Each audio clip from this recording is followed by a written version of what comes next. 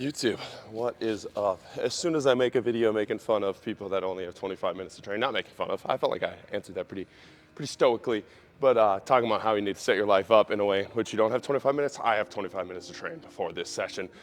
We got climbing tonight with the girl, so we're kind of rushed. We had morning session, we had podcast. Now we got this little time break, then we got baseball group, then we're climbing tonight. So we're gonna hit some sprints, then we got some snatches. Pretty simple on these sprints. We're gonna hit like 5 to 7-ish XLs here. We're doing 1 day of XLs, 1 day of fly 10s in the program right now. Not really timing anything on the sprints, just getting more so back into it, getting moving. Today the warm up was a bunch of leg kicks and leg swings, a lot of pogos, a lot of pulsed lunges where we're dancing a little bit to the music and we're holding that rhythm just a little bit, trying to get some bounce in the bones. Then we did 3 build-ups where we're just trying to touch just a little bit of max velo with a nice relaxed state. And now we got some XLs. With these XLs, we're gonna hit some snatches. Pretty simple day today. Let's get after it. Here we go. Oof. Oof. When it comes to speed training, I feel like there's so many qualities that are not really talked about, right? Like you have game speed, you have straight line speed, you have reactionary speed, you have like conditioning. You could call it conditioning speed. How fast are you when it gets later in the game? You got some reaction, like cognitive type speed, where how fast are you when you're reacting and racing another partner. Then you got like the acceleration movement problem type speed, where it's like how fast are you sprinting out of all these different positions. And I believe these are all types of speed that are all important. Like straight line technical speed is really important in sports, right?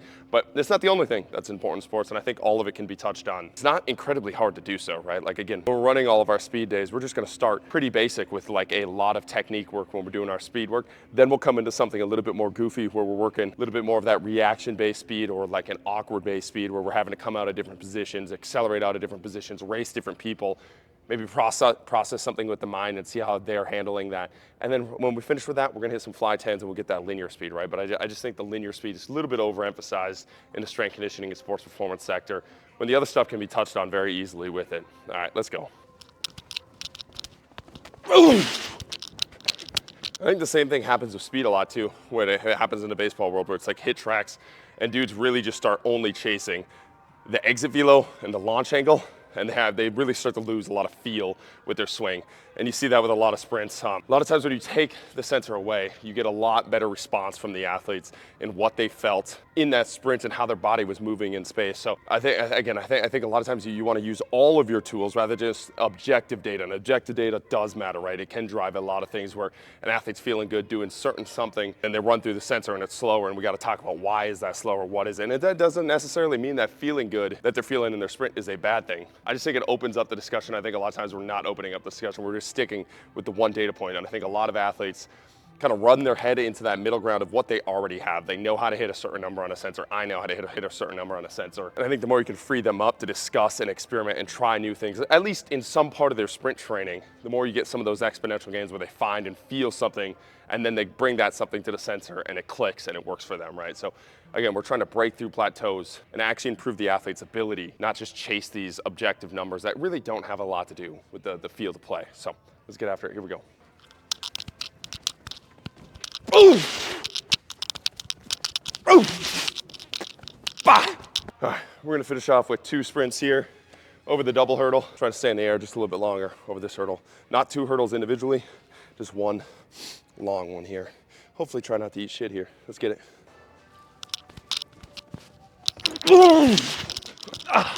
Man, those actually felt kind of fun. We're only gonna do 1 more just because we're really running out of time here. Baseball guys are gonna be here in a little bit, so we'll hit 1 more, but again, that's power variation. Went in today kind of dreading sprinting a little bit. I was just being a bum. Just wanted to snatch and kind of skip that part of it. But I dialed in, started sprinting, started moving, and now I want to do more sprints, right? So I think that's kind of the power of getting started with your workouts and just adding in just a little bit of spice, a little bit of variation that makes it fun. So you feel like you want to keep going through it, right? The hardest part is just getting in the door. And then once you make it fun, once you make the workout enjoyable, you'll stay there for an hour or 2 hours and get after it. So let's go. Ooh! All right, let's get to some snatches. Let's go. All right, we're gonna start today warming up pretty light with a true no foot snatch here. So instead of going up on, when I've been doing my no foot, I've been coming up on the toe so the foot doesn't replace or leave the ground fully, but it's more like a half foot snatch. And it technically counts, but K-Dot talks about actually doing true no foots where the heel doesn't leave at all. So we're gonna rip those for the first couple warm-ups. Then from there, we'll start to do no foots. And then if the no foots are feeling good or bad, we'll kind of adjust and go off either no foot or regular snatches for when we get after the true weight. I've been doing, the last 3 days, I've been doing some overhead mobility in the snatch. So on Monday, we did that overhead snatch ISO, being able to hold that position. Yesterday, we did a bunch of push press stuff, a bunch of sauce press stuff. I was doing sauce press, and I can't sauce press with like 10 pounds on the bar. It was absolutely brutal. My left shoulder felt like it was absolutely tearing. So the focus is gonna get that left shoulder right, so that catch-up position feels much better, because that was so fucking exposing. But the lock-up position is either gonna feel really good for that mobility, or that shoulder is gonna be really fucking beat up for the last 2 days. So we're gonna find out here soon. Let's go.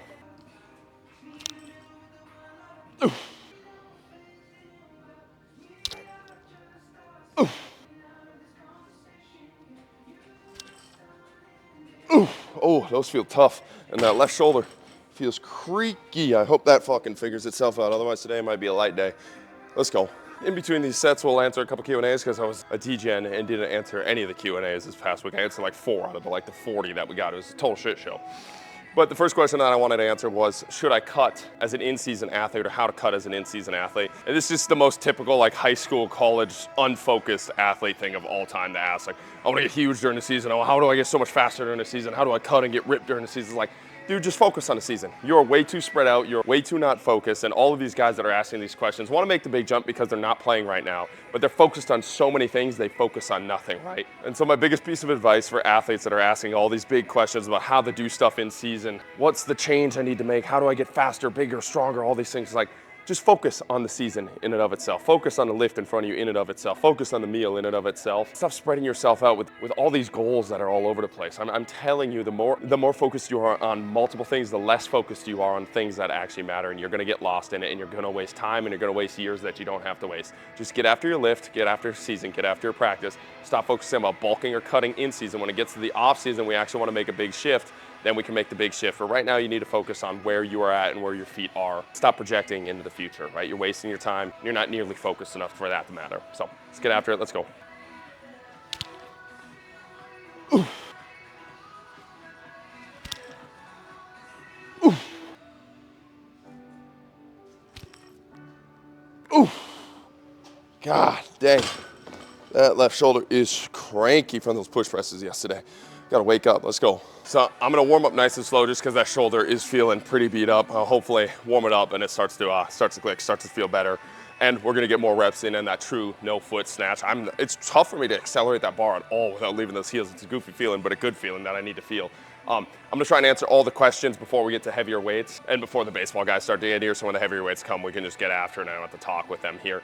But I had a question, thoughts on alcohol. I got a couple smaller questions like that. I don't drink personally. I have drank in the past. If the vibes are right, maybe I'll do a little bit of wine, but I personally don't get anything from alcohol. I don't get a good feeling of drunk. I don't get a bad feeling of drunk. I don't get hungover. It's just kind of there. And honestly, I thought like all drugs were kind of fake because of alcohol, because every time I drink alcohol, I was like, everybody else was getting this massive potent effect. There were hyper responders to it, and I got absolutely nothing, and I started to think that they were faking it. And I'm sure a lot of people do fake being drunk too, like where they're just overacting and just saying things because then they have an excuse to say things. But for the longest time, I really thought kind of all drugs were fake because of that, because I never got any response. And I'm like, these people are just like using this as an excuse to say things that they want to say sober, basically. And then I took an edible for the first time. I got stuck in a couch for 30 minutes and got the biggest massive high of all time. And I was like, oh, I'm just a hyper responder to different drugs, and different drugs and alcohol affect everybody differently. And honestly, when people talk about alcohol, they kind of describe it in a way that I describe mushrooms, where it like opens them up. They feel a little bit kinder. They feel a little bit more social. And that's what I feel like when I'm on microdosing. But I just don't get that feeling at all for alcohol. And I don't really love the taste of alcohol. And obviously, you have the negative health consequences with it. And you have that with smoking as well. So I'm not trying to be a hypocrite there. It's just like, if I don't get anything out of it, I don't really enjoy it. I don't really do it. So that's kind of why I don't drink. I don't get anything out of it. But to each their own. Not going to judge you on that. Let's go. Oof. Oof. Oof. Oof. Let's go. I probably hit this and another set with the total no foot, then we'll just go to regular no foot. Start to feel that shoulders crank when I'm not getting high enough, and I think the heavier it gets, more it's gonna force that shoulder if I don't start speeding it up off the ground. So make that little adjustment and get going from there. Let's get it. Oh.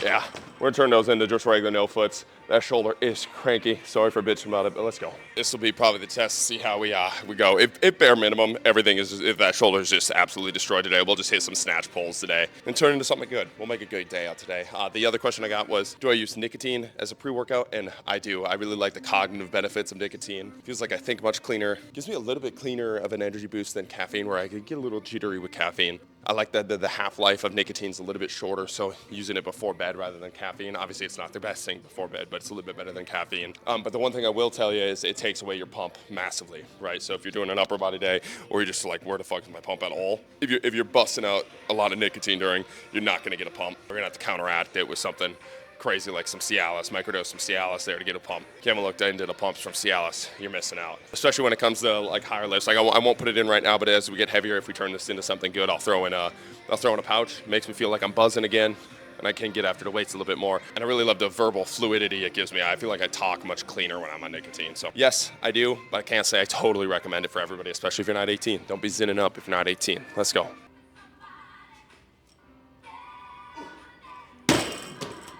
Not terrible.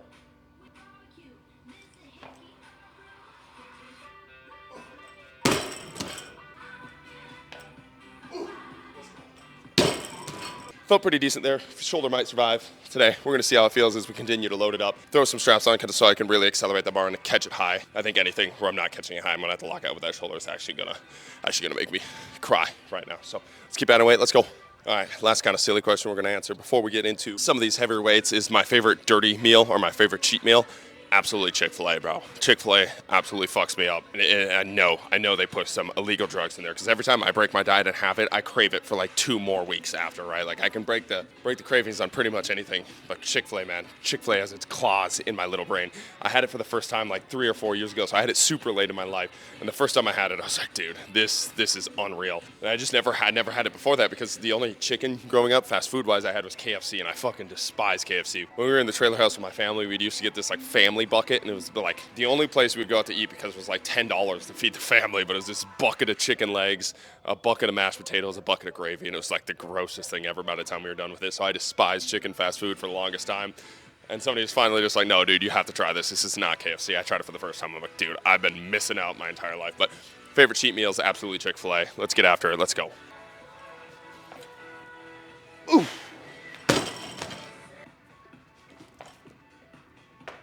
Ooh. Man, that shoulder's fucking sticky. Ooh. Ooh. Pole's feeling really good, but I'm bailing on that catch. We're gonna hit singles. Let's take a couple more reps and turn a little bit of a work day. We got some time. We'll hit some heavy snatch pulls at the end. Let's go. Honestly, I haven't had any shoulder pain in a long time until I did those push presses and sauce presses yesterday. So I'm hoping it's just a fatigue thing and a failed experiment, where my thought process was if I could add in a little bit of a push press before, I could continue to build up that overhead position. But I think I fatigued that shoulder just a little bit too much for my liking. And she's feeling pretty beat up right now. So don't think it's anything serious. I think it's just a little cranky at me right now. We're sending it. So hopefully we bully it into submission, but if not, we'll get some work done. Let's go. Oh. Oh. Oh, I'm about to enter nirvana with that shoulder. Holy fuck. Hopefully that clears up. That felt really, really bad. Ow-wee. Lock in, dude. Let's go. All right, just rolled it out. Stretched it out. And I determined maybe I'm just being a little bitch. We're going to send it, but we're going to find out here if we're being a bitch or if the bar's going to make me a bitch. So let's go. Here we go. Let's get it. Pull's feeling really good. I feel really fucking explosive right now. Hopefully that shit holds up so we can hit something cool. Let's go.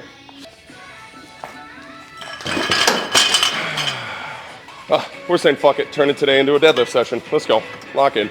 Tomorrow was supposed to be deadlifts and jumps, but we'll make a quick transition. Hit some deadlifts in the 20 minutes that we got here. Today's Wednesday, hopefully Friday, the shoulder's feeling a little bit better and we can turn it into a snatch day and get something good out of this week. Sometimes you gotta make adjustments, no worries, let's go.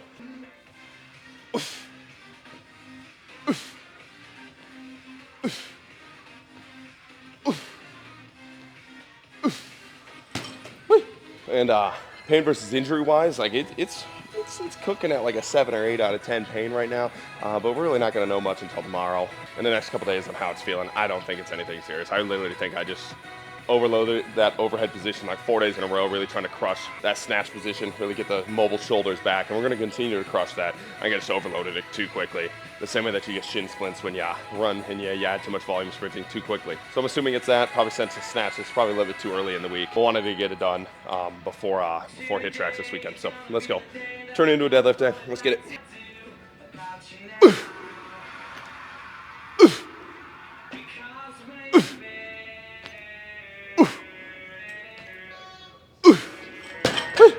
All right, hit some threes here. Let's go.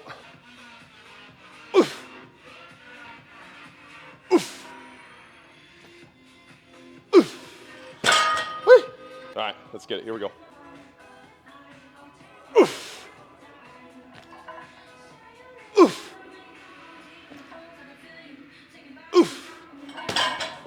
All right, hold up. Hey, for the gram, Teddy, get in there. Well, you have to get it by yourself for $10. Go in the middle. You got to go in the middle. Well, you guys are going sideways. Why are you guys going that way? This way? This is their technique? Hey, that's pretty good. I was thinking more like partner. Like, you guys got to go side to side, yeah. Pick it up by yourself if it's that easy. Come on, you got the camera rolling. You're wasting valuable data right now. If you pick up both sides of that bar, I will give you $10. If you Zercher it, I will give you $20. Zercher it?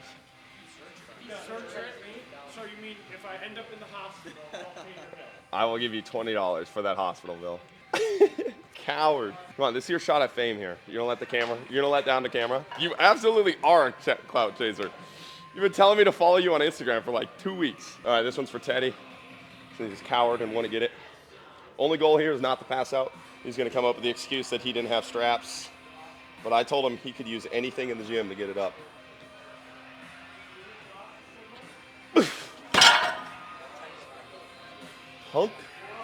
Punk.